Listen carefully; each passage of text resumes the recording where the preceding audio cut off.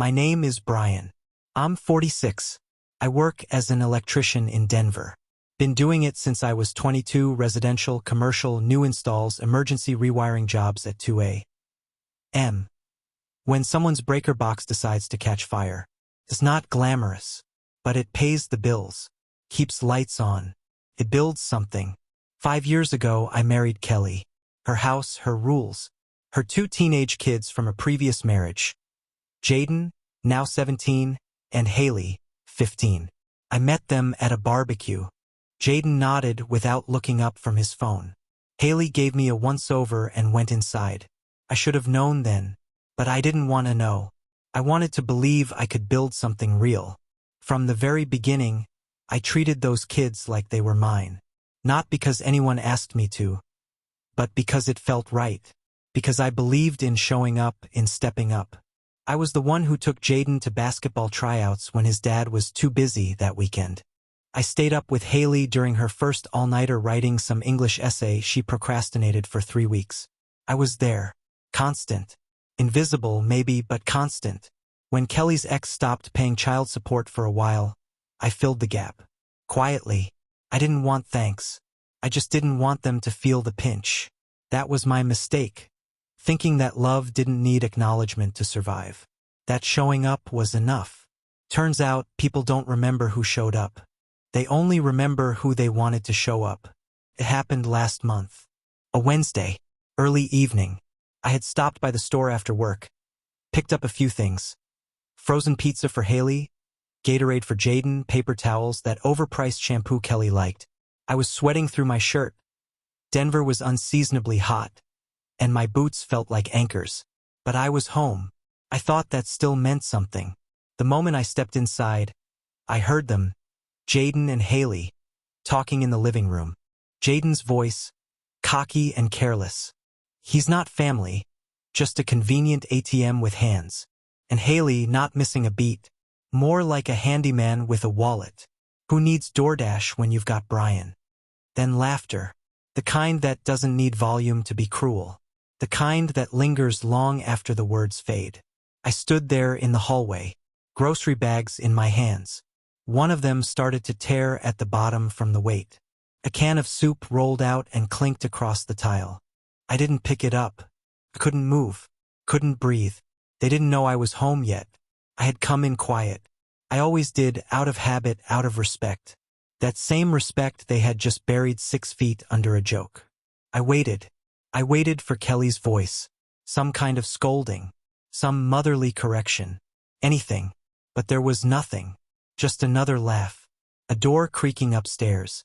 Distant footsteps. Maybe she wasn't in the room. Maybe she heard them and said nothing. Maybe silence is easier than confrontation when the targets are your kids. That moment, it didn't explode. It didn't even hurt, not right away. Calcified. Hardened. A silent, quiet shift deep in the marrow. I realized then, in that hallway, holding a torn grocery bag, I was nothing but a resource to them. Not a man. Not a father. Just a fixture. A walking ledger. And it wasn't the first time. I remembered last Christmas. Jaden got a new phone. Haley got the camera she'd been dreaming of. Kelly got the bracelet she circled in the catalog. All from me. Paid in full. No debt. No corners cut. I worked overtime the month before to make it happen. We sat around the tree. They tore through wrapping paper like wolves. Not one of them looked me in the eye. Not one said thank you. Or when Haley turned 15, and Kelly wanted to throw her a party at that new spa place in Aurora. I booked it, paid the deposit, arranged the carpool. Haley asked if I could drop her and her friends off, without, walking them in. When I asked why, she said, "It's just weird. Weird. That's what I was. Not family. Not stepdad. Just weird." Jaden used to leave his bike in the driveway. One night, it got sideswiped by the neighbor's truck. I spent 3 hours in the garage fixing the frame, replacing the bent pedal, straightening the handlebars.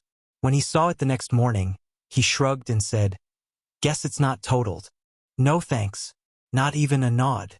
Every time I brought it up, quietly, carefully, Kelly had the same answer. They're teenagers. They'll grow out of it. Only they didn't. They grew into it. Into the entitlement. Into the comfort. Into the silence where gratitude should have lived.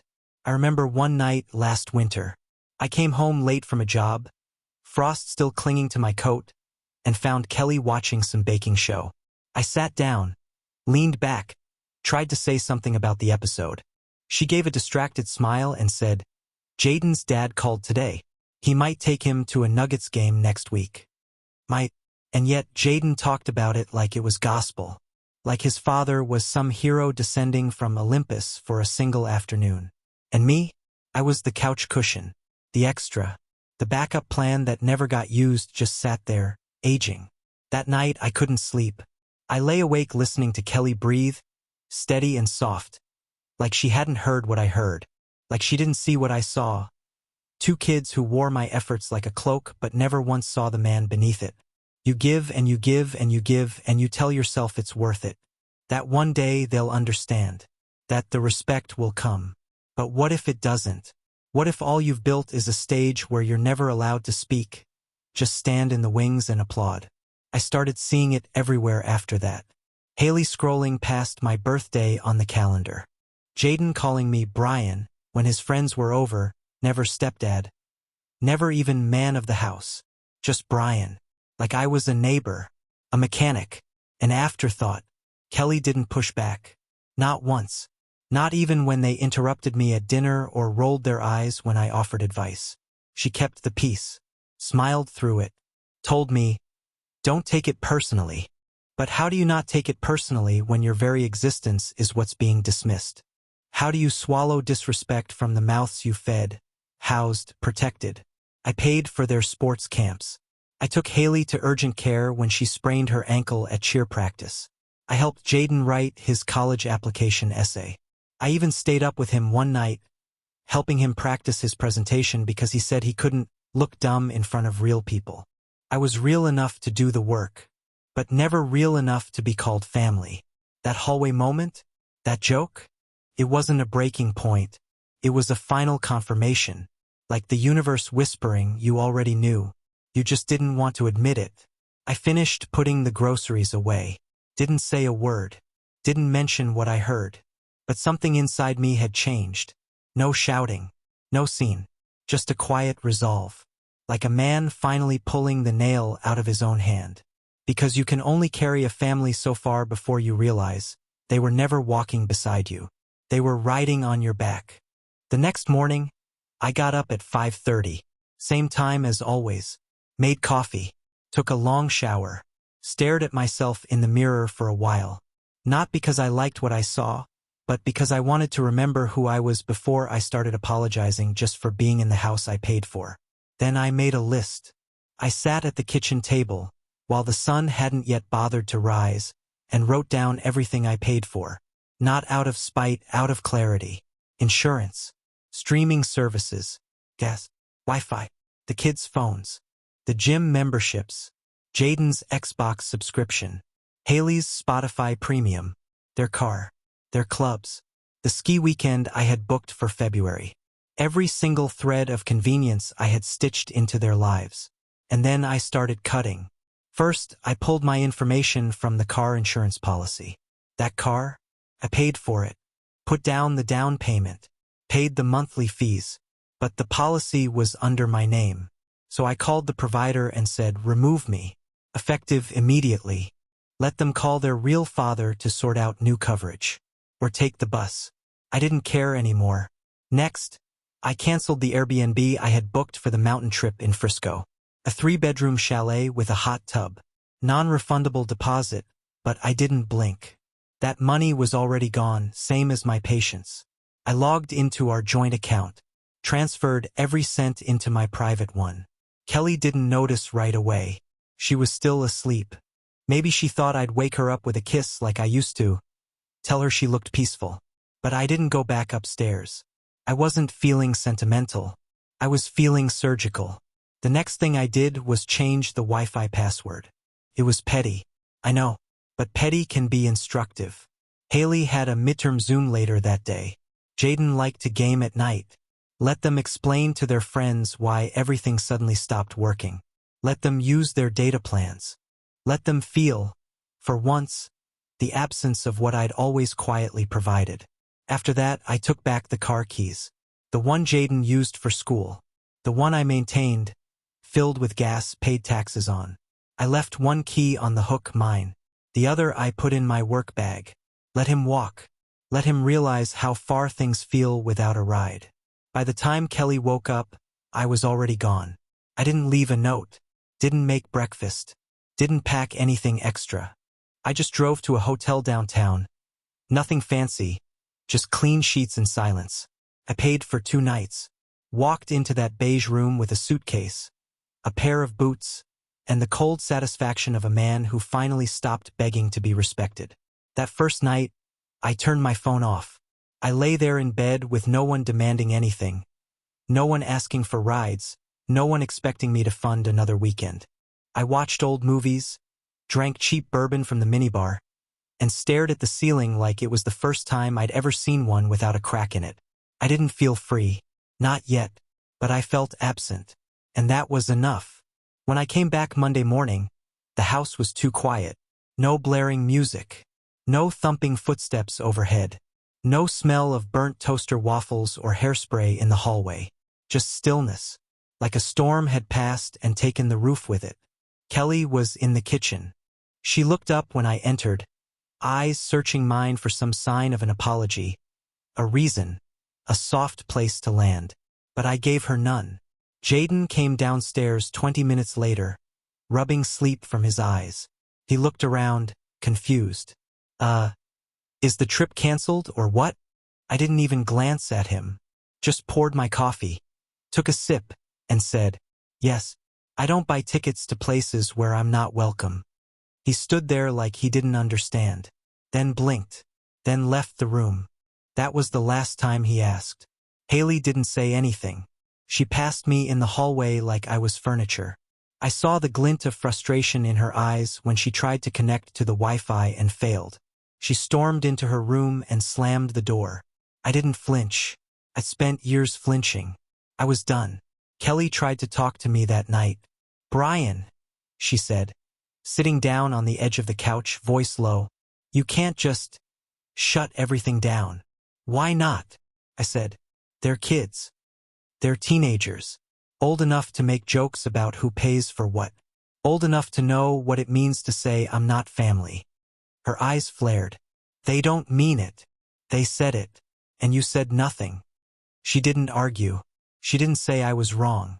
She just looked at me like I'd kicked the legs out from under a chair she never realized was wobbling. They're used to you being there, she said finally. I know. That's the problem. We didn't talk much after that.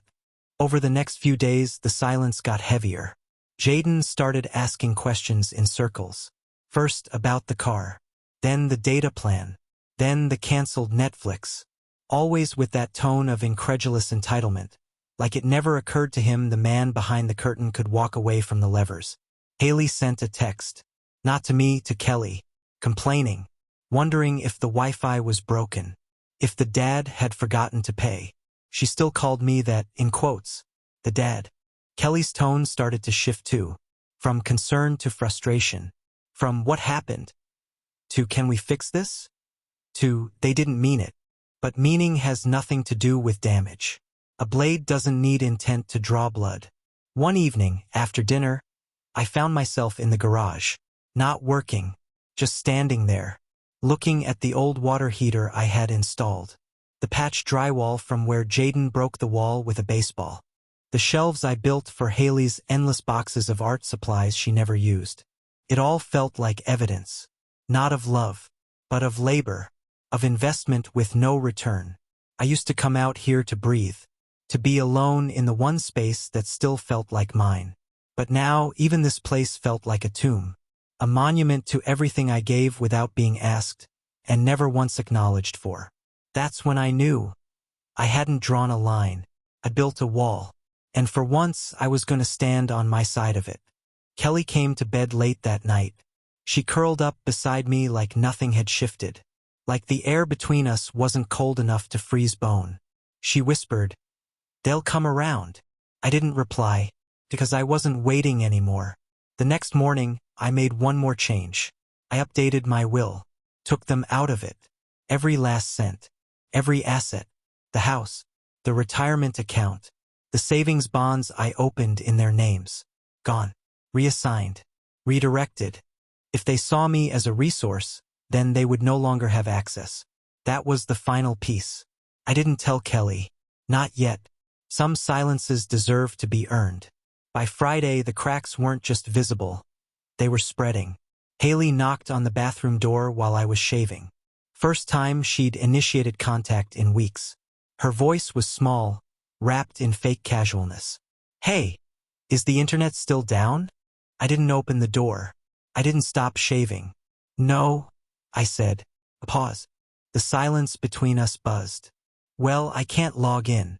"That's not the same thing." Another pause. "I need it for school." And nothing. Her footsteps retreated. That was the start. Later that afternoon, Kelly got a phone call. She was sitting at the kitchen counter, sipping her second coffee. The cordless rang and she picked it up without checking the screen. The moment I heard her tone shift, I knew what it was. "Yes, this is Kelly," she said. Then, "Oh, what kind of update?" I watched her expression crumble in real time. She leaned forward, put the cup down. "Wait, what do you mean removed?" "No, I wasn't aware of that change." I didn't interrupt. I already knew. Insurance call. They wanted her to verify the new details. Confirm that Jaden and Haley were no longer covered under my policy. I had done it days ago. Made it airtight. Irrevocable. She ended the call slowly, phone still to her ear like it had insulted her. Then she turned to me, eyes hollowed out by the slow realization that this time, I wasn't bluffing. "You really did it?" she asked. "Yes." "You removed them?" "They're not mine to protect." Her mouth opened. No sound came out. She wasn't angry. Not yet. She was still in shock. Like someone waking up to find the house half missing. She tried a new tone. Softer. Wounded. "They're just kids, Brian." "No. They're old enough to decide what I am to them." And they did. I got up. Left the room. By evening, Jaden's turn came. He walked into the living room like a man trying to act casual, but the weight in his eyes betrayed him. He circled the couch, picked up the remote, put it back down. His face twitched with calculations. Then he stood still and looked at me. "So, that ski trip's really off?" "Yes, a beat. I already told my friends." I didn't respond. He shifted, cleared his throat. "I mean, it's not that big a deal." Still, I said nothing. He scoffed, tried to laugh. "Okay, you're being kinda dramatic." Now I looked up. My voice was calm, flat. "I don't buy tickets for people who don't think I belong at the table." His expression changed then. A flash of guilt, quickly replaced by indignation. "That was a joke. We were joking. You seriously took that personal?" "I took it literally." He shook his head, ran a hand through his hair, and left the room. No apology. Not yet. But I could feel it coming. The next 2 days passed like slow erosion. The conveniences were gone, and the absence was teaching them what presence never could. Jaden kept checking his phone, data throttled. Haley tried to use Kelly's car. Kelly refused. The bank had called her too. She now had no access to the joint account. She came into the garage Sunday morning and just stood there, watching me wipe down a wrench. "Are you trying to punish us?" I didn't look up. "I'm not trying to do anything. I'm done trying." "What does that mean?" "It means I stopped auditioning." She didn't speak. She didn't need to. Her silence told me everything. She had always seen it, just never admitted it. That night, Haley knocked again. This time at my bedroom door. "Can I come in?" she asked. I let her. She stood awkwardly near the dresser, arms folded across her chest like armor. Her voice was smaller than usual. Less venom, more caution. "You're not serious about all this, are you?" I sat on the bed, watched her like a stranger. I didn't offer warmth. She hadn't earned it. Why wouldn't I be? Her face twisted. Because it's not that big a deal. People say dumb things. You can't, take everything away just because we made one stupid comment? One comment. She flinched, looked down. I fixed your car window last month, I said. The motor was busted. You remember? She nodded, sheepish. Did you say thanks? No. I got you those art supplies last Christmas. You touched them once. Said they were not the right kind. Did you say thanks? Her eyes flickered. I drove you to that audition last year. The one your friend bailed on. I sat in the lobby for 2 hours. Did you say thanks? I didn't ask you to do that. Her voice, soft, sharp. I nodded. Exactly. She shifted, uncomfortable. You said I'm not family, that I'm just a tool. So I left, like a stranger. I didn't mean it. Yes, you did. She stared at me, trying to figure out who I had become. But I hadn't become anything. I had only stopped hiding who I'd always been. A man waiting to be acknowledged, finally giving up. That same night, Kelly asked if I'd meet Jaden the next morning. Said he wanted to talk. I agreed. We met at a cafe near the hardware store. He was already there when I arrived, sitting at the corner booth, hoodie pulled low, fingers drumming the table. He looked up when I sat. Didn't smile. I messed up, he said. I didn't answer. Let him sit in it. I was just copying a meme. My friend posted it first. You know, like those jokes about dads being ATMs? It wasn't. I didn't mean it like that. I sipped my coffee. He leaned forward. You were always there. You drove me to practice. You fixed my bike. You paid for everything. I didn't think it mattered. It mattered. Silence. I'm sorry. I nodded once. Not to forgive. Just to confirm I heard it. Then I said, I'm not mad about the words. I'm mad they were true to you. He blinked, confused. I did everything by choice, Jaden. Not obligation. I chose to stand in the role your real father walked away from. But now I've made another choice. What choice? To stop being someone who gets disrespected. His face fell. Whatever script he brought unraveled. He had come for an apology scene, a redemption arc. But this wasn't a movie. This was math. And the debt had come due. Things didn't go back to normal. Not even close. But they moved. And movement after stillness feels like progress. I stopped paying for their lives. But I didn't leave the house. I wanted them to understand. I wasn't gone. I was simply unavailable. Not out of spite, but out of principle. They had said I wasn't family. I was just showing them what that looked like. Jaden got a part-time job 2 weeks later. Retail. Evenings and weekends. The same kid who once complained about taking the trash out now came home with blisters and silence. He didn't brag. He didn't whine. He just worked. And for once, I saw something like shape forming behind his eyes. A spine. Maybe even a conscience. Haley, who once rolled her eyes at anything resembling paperwork, filled out her college grant applications on her own. Kelly used to hover over her during these things, nudging her through every answer. But this time, she didn't ask for help. She printed the forms, highlighted deadlines, sat at the kitchen table long past midnight typing out personal essays. I walked past her once. She didn't look up. But I saw her pause the music, just for a second. The house wasn't full of laughter. Not yet. But it wasn't full of mockery either. That was enough. Kelly and I had a different kind of silence now. Not the brittle, resentful quiet from before. This one was layered. Cautious. Like we both knew something fragile was being rebuilt. And neither of us wanted to move too fast. She stopped defending them. Stopped using the word teenagers like it was a shield. One night, she even said it aloud. You were right, she whispered, not looking at me. About everything. I didn't answer. I didn't need to. The kids started saying please. Started saying thank you. Not every time. But enough. Enough for me to believe it wasn't manipulation. Just learning. Slowly. The way people do when the cushion is removed and the floor hits back. There was one morning, ordinary in every way, when Jaden paused before leaving for work. I was pouring coffee. He hovered in the hallway like he wanted to speak but wasn't sure he had permission. Then, finally, he said, "You taught me something." I looked at him. He didn't flinch. "You taught me that family isn't about convenience. It's a choice. You chose to be here, even when we didn't deserve it." I nodded. "And now I choose something else." He waited. "I choose to stay, but only as a man, not as a servant, not as a wallet, not as a joke." He nodded, quiet, grateful, and in that moment, I saw the boy I had tried to raise finally crack open into something resembling a man. Haley didn't say anything so direct. But one night, when her printer jammed before a big assignment, she knocked on my door.